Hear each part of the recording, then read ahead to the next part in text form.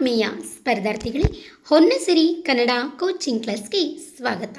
ನಿಮ್ಮ ಸಾಧನೆಯ ಉನ್ನತಿಗೆ ನಮ್ಮ ಕನ್ನಡದ ಸಿರಿ.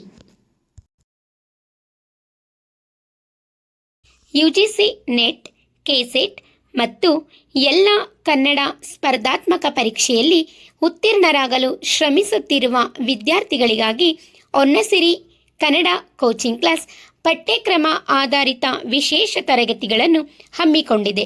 ಈ ಅವಕಾಶವನ್ನು ನೀವೆಲ್ಲ ಸದುಪಯೋಗಪಡಿಸಿಕೊಂಡು ಆದಷ್ಟು ಬೇಗ ಯುಜಿಸಿ ನೆಟ್, ಕೆಸೆಟ್ ಪರೀಕ್ಷೆಗಳಲ್ಲಿ ಉತ್ತೀರ್ಣರಾಗಬೇಕು ಎಂದು ಶುಭ ಹಾರೈಸುತ್ತೇನೆ. ಕನ್ನಡ ಸಿರಿಯ ಈ ಜ್ಞಾನದ ಪಯಣದಲ್ಲಿ ನಮ್ಮ ಜೊತೆಗೂಡಲು ವಿಡಿಯೋವನ್ನು ಲೈಕ್ ಮಾಡಿ, ನಿಮ್ಮ ಸ್ನೇಹಿತರೊಂದಿಗೆ ಶೇರ್ ಮಾಡಿ. ಇಂತಹ ಮತ್ತಷ್ಟು ಉಪಯುಕ್ತ ತರಗತಿಗಳಿಗಾಗಿ ನಮ್ಮ ಚಾನಲ್ಗೆ ಈಗಲೇ ಸಬ್ಸ್ಕ್ರೈಬ್ ಆಗಿ, ಪಕ್ಕದಲ್ಲೇ ಇರುವ ಬೆಲ್ ಐಕಾನ್ ಕ್ಲಿಕ್ ಮಾಡಿ. ಧನ್ಯವಾದಗಳು. ನಿಮ್ಮ ಸಾಧನೆಯ ಹಾದಿಗೆ ನಮ್ಮ ಕನ್ನಡದ ಸಿರಿ ಹೊನ್ನಸಿರಿ ಶುಭವಾಗಲಿ. ಆತ್ಮೀಯ ಸ್ಪರ್ಧಾರ್ಥಿಗಳೇ, ಇನ್ನೂ ಯಾರು ನನ್ನ ತರಗತಿಯನ್ನು ಸಬ್ಸ್ಕ್ರೈಬ್ ಮಾಡಿಕೊಳ್ಳದೆ ನೋಡುತ್ತಿದ್ದೀರೋ ದಯವಿಟ್ಟು ಮೊದಲು ನನ್ನ ತರಗತಿಯನ್ನು ಸಬ್ಸ್ಕ್ರೈಬ್ ಮಾಡಿಕೊಂಡು ನಂತರ ಅದಕ್ಕೆ ಒಂದು ಲೈಕನ್ನು ಕೊಟ್ಟು ನೀವು ತರಗತಿಯನ್ನು ವೀಕ್ಷಣೆ ಮಾಡಿ.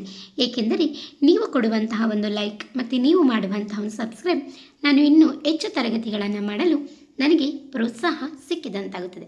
ಓಕೆ ಆತ್ಮೀಯ ಸ್ಪರ್ಧಾರ್ಥಿಗಳೇ, ನಾವು ಕಳೆದ ತರಗತಿಯಲ್ಲಿ ಪೊನ್ನ ಕವಿ ಪರಿಚಯ ಮತ್ತು ಪೊನ್ನ ಕವಿಯು ರಚನೆ ಮಾಡಿರುವಂತಹ ಶಾಂತಿ ಪುರಾಣದ ಬಗ್ಗೆ ನಾವು ತಿಳ್ಕೊಂಡಿದ್ದೀವಿ. ನಾವು ಪ್ರಸ್ತುತ ತರಗತಿಯಲ್ಲಿ ಪೊನ್ನ ಕವಿಯ ಇತರ ಕಾವ್ಯಗಳಾಗಿರುವಂಥ ಭುವನಕ್ಕೆ ರಾಮಾಭ್ಯುದಯ ಅಥವಾ ರಾಮಾಭ್ಯುದಯ, ಜಿನಾಕ್ಷರಮಾಲೆ, ಗತ ಪ್ರತ್ಯಾಗತ, ಈ ಒಂದು 3 ಕಾವ್ಯಕ್ಕೆ ಸಂಬಂಧಿಸಿದಂತಹ ಪ್ರಮುಖ ಅಂಶಗಳನ್ನು ನಾವು ಪ್ರಸ್ತುತ ತರಗತಿಯಲ್ಲಿ ತಿಳ್ಕೊಳ್ಳೋಣ. ನಾನು ಇದಕ್ಕೆ ಸಂಬಂಧಿಸಿದಂತೆ ಯಾವುದೇ ರೀತಿಯಾದಂಥ ಒಂದು ಹೊಸ ವಿಡಿಯೋ ನಾನು ಮಾಡ್ತಾ ಇಲ್ಲ. ಏಕೆ ಅಂತಂದರೆ ನಾನು 1 ವರ್ಷದ ಹಿಂದೆ ಮಾಡಿರುವಂಥ ವೀಡಿಯೋಸ್ ಇದೆ. ಸೊ ಈಗ ನಾನು ಪಠ್ಯಕ್ರಮದ ಆಧಾರವಾಗಿ ಮಾಡ್ತಿರೋದ್ರಿಂದ ನಾನು ಇಲ್ಲಿ ಅದೊಂದು ಈ ವಿಡಿಯೋಕ್ಕೆ ಸಂಬಂಧಿಸಿದಂತೆ ಆ ಲಿಂಕನ್ನು ನಾನು ಇಲ್ಲಿ ಟ್ಯಾಗ್ ಮಾಡ್ತೀನಿ. ಸೊ ನೀವು ಆ ಲಿಂಕ್ ಮೇಲೆ ಕ್ಲಿಕ್ ಮಾಡಿ ತರಗತಿಯನ್ನು ಎಂದಿನಂತೆ ವೀಕ್ಷಣೆ ಮಾಡ್ಬೋದು. ನೋಡಿ, ಈ ಒಂದು ಪೊನ್ನ ಕವಿಗೆ ಸಂಬಂಧಿಸಿರುವಂತಹ ಈ 3 ಕಾವ್ಯಗಳು ಕೂಡ ಅಲ್ಲಿರುವಂಥ ಪ್ರಮುಖ ಅಂಶಗಳೇನೂ ಕೂಡ ಪರೀಕ್ಷಾ ದೃಷ್ಟಿಯಿಂದ ನಿಮಗೆ ಬಹಳ ಮುಖ್ಯವಾಗಿರುವಂತಹ ಒಂದು ಅಂಶಗಳನ್ನ ಒಳಗೊಂಡಿದೆ. ಸೊ ಯಾರೂ ಕೂಡ ಈ ತರಗತಿಯನ್ನು ಮಿಸ್ ಮಾಡಿಕೊಳ್ಳದೆ ಈ ತರಗತಿಯನ್ನು ವೀಕ್ಷಣೆ ಮಾಡಿ. ಇದು ವಿಡಿಯೋ ಭಾಗ 2 ಆಗಿರುತ್ತೆ. ಮುಂದಿನ ತರಗತಿಯಲ್ಲಿ ಇದಕ್ಕೆ ಸಂಬಂಧಿಸಿದಂತೆ ಪರೀಕ್ಷಾ ದೃಷ್ಟಿಯಿಂದ ಕೇಳಬಹುದಾದಂಥ ಪ್ರಮುಖ ಬಹು ಆಯ್ಕೆ ಪ್ರಶ್ನೋತ್ತರಗಳನ್ನು ವಿಡಿಯೋ ಭಾಗ 3ರಲ್ಲಿ ನಾವು ನೋಡೋಣ. ಹೀಗೆ ತರಗತಿಯನ್ನು ನೀವು ವೀಕ್ಷಣೆ ಮಾಡಿ ಮುಂದಿನ ತರಗತಿಯಲ್ಲಿ ಭೇಟಿಯಾಗೋಣ.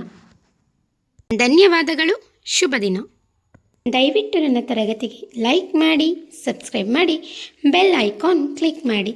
ನಾನು ಇನ್ನೂ ಹೆಚ್ಚು ತರಗತಿಗಳನ್ನು ಮಾಡಲು ನನಗೆ ಪ್ರೋತ್ಸಾಹವನ್ನು ನೀಡಿ.